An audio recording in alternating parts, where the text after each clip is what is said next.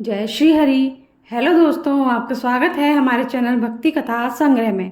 आज हम आपके सामने प्रस्तुत करने जा रहे हैं श्रीमद् भगवद गीता का 9वां अध्याय। ओम श्री परमात्मने नमः। 9वां अध्याय। उसके उपरांत श्री कृष्ण भगवान बोले, हे अर्जुन, तुझ दोष दृष्टि रहित भक्त के लिए इस परम गोपनीय ज्ञान को रहस्य के सहित कहूँगा कि जिसको जानकर तू दुख रूप संसार से मुक्त हो जाएगा। यह ज्ञान सब विद्याओं का राजा तथा सब गोपनीयों का भी राजा एवं अति पवित्र, उत्तम, प्रत्यक्ष फल वाला और धर्म युक्त है। साधन करने को बड़ा सुगम और अविनाशी है। हे परंतप, इस तत्व ज्ञान रूप धर्म में श्रद्धा रहित पुरुष मेरे को न प्राप्त होकर मृत्यु रूप संसार चक्र में भ्रमण करते हैं।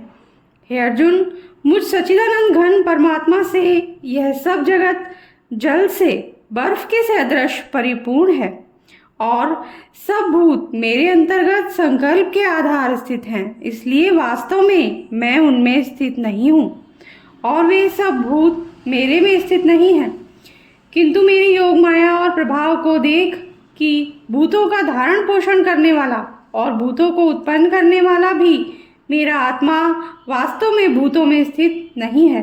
क्योंकि जैसे आकाश से उत्पन्न हुआ सर्वत्र विचरने वाला महान वायु सदा ही आकाश में स्थित है, वैसे ही मेरे संकल्प द्वारा उत्पत्ति वाले होने से संपूर्ण भूत मेरे में स्थित है, ऐसे जान।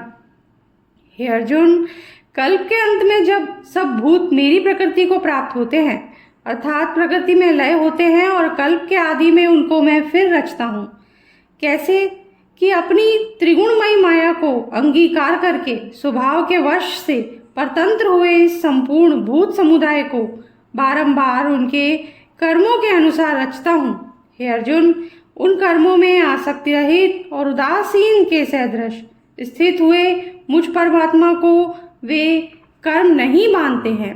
हे अर्जुन, मुझ अधिष्ठाता के सकाश से यह मेरी माया चराचर सहित सर्व जगत को रचती है और इस ऊपर कहे हुए हेतु से ही यह संसार आवागमन रूप चक्र में घूमता है। ऐसा होने पर भी संपूर्ण भूतों के महान ईश्वर रूप मेरे परम भाव को न जानने वाले मूढ़ लोग मनुष्य का शरीर धारण करने वाले मुझ परमात्मा को तुच्छ समझते हैं, अर्थात अपनी योग माया से संसार के उद्धार के लिए मनुष्य रूप में विचरते हुए को साधारण मनुष्य मानते हैं, जो कि वृथा आशा, वृथा कर्म और वृथा ज्ञान वाले अज्ञानी जन राक्षसों के और असुरों के जैसे मोहित करने वाले तामसी स्वभाव को ही धारण किए हुए हैं। परंतु हे कुंती पुत्र, दैवी प्रकृति के आश्रित हुए जो महात्मा जन हैं, वे मेरे को सब भूतों का सनातन कारण और नाश रहित अक्षर स्वरूप जानकर अनन्य मन से युक्त हुए निरंतर भजते हैं। वे दृढ़ निश्चय वाले भक्तजन निरंतर मेरे नाम और गुणों का कीर्तन करते हुए तथा मेरी प्राप्ति के लिए यत्न करते हुए और मेरे को बारंबार प्रणाम करते हुए सदा मेरे ध्यान में युक्त हुए अनन्य भक्ति से मुझे उपासते हैं। उनमें कोई मुझ विराट स्वरूप परमात्मा को ज्ञान यज्ञ के द्वारा पूजन करते हुए एकत्व भाव से, अर्थात जो कुछ है सब वासुदेव ही है, इस भाव से उपासते हैं, और दूसरे पृथक्त्व भाव से अर्थात स्वामी सेवक भाव से और कोई कोई बहुत प्रकार से भी उपासते हैं। क्योंकि क्रतु अर्थात श्रौत कर्म में मैं हूँ, अर्थात यज्ञ अर्थात पंच महायज्ञादिक स्मार्त कर्म मैं हूँ, स्वधा अर्थात पितरों के निमित्त दिया जाने वाला अन्न मैं हूँ, औषधि अर्थात सब वनस्पतियाँ मैं हूँ, एवं मंत्र मैं हूँ, घृत मैं हूँ, अग्नि में हूँ और हवन रूप क्रिया भी मैं ही हूँ।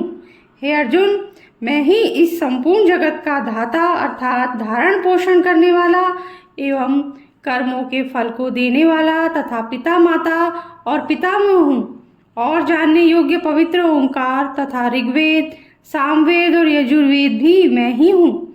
हे अर्जुन, प्राप्त होने योग्य तथा भरण पोषण करने वाला, सबका स्वामी, शुभाशुभ का देखने वाला, सबका वास स्थान और शरण लेने योग्य तथा प्रति उपकार न चाहकर हित करने वाला, और उत्पत्ति प्रलय रूप तथा सबका आधार, निधान और अविनाशी कारण भी मैं ही हूँ।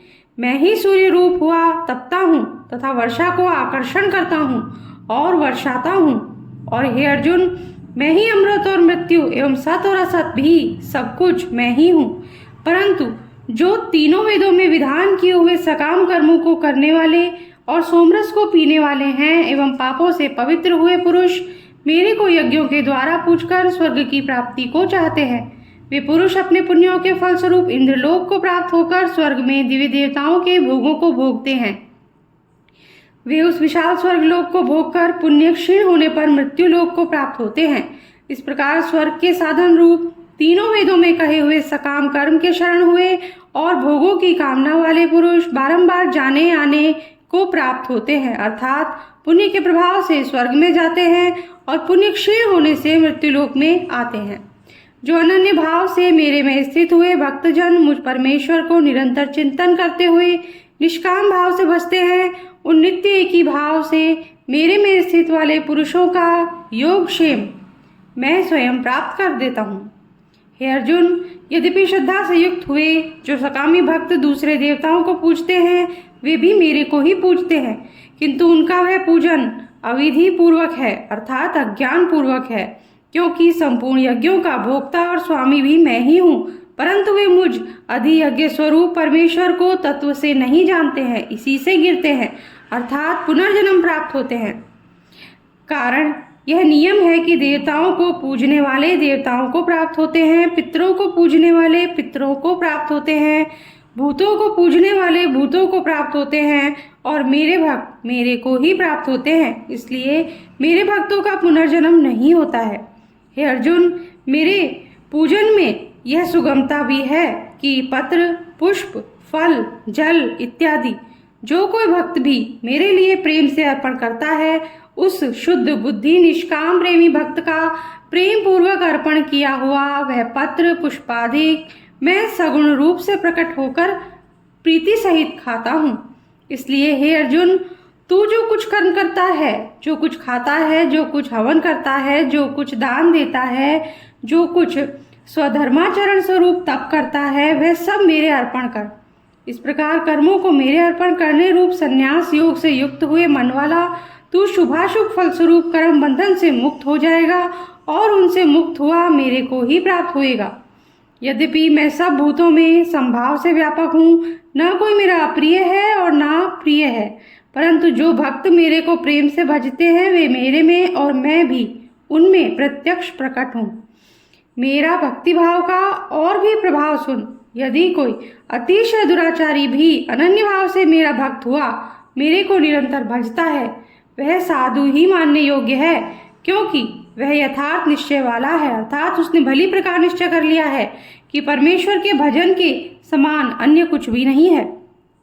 इसलिए वह शीघ्र ही धर्मात्मा हो जाता है और सदा रहने वाली परम शांति को प्राप्त होता है। हे अर्जुन, तू निश्चय पूर्वक सत्य जान कि मेरा भक्त नष्ट नहीं होता, क्योंकि हे अर्जुन, स्त्री, वैश्य और शूद्रादिक तथा पाप योनि वाले भी जो कोई होवें वे भी मेरे शरण होकर तो परम गति को ही प्राप्त होते हैं। फिर क्या कहना है कि पुण्यशील ब्राह्मण जन तथा राजर्षि भक्तजन परम गति को प्राप्त होते हैं। इसलिए तू सुख रहित और क्षणभंगुर इस मनुष्य शरीर को प्राप्त होकर निरंतर मेरा ही भजन कर, अर्थात मनुष्य शरीर बड़ा दुर्लभ है परंतु नाशवान और सुख रहित, इसलिए काल का भरोसा न करके तथा अज्ञान से सुख रूप भासने वाले विषय भोगों में न फंसकर निरंतर मेरा ही भजन कर।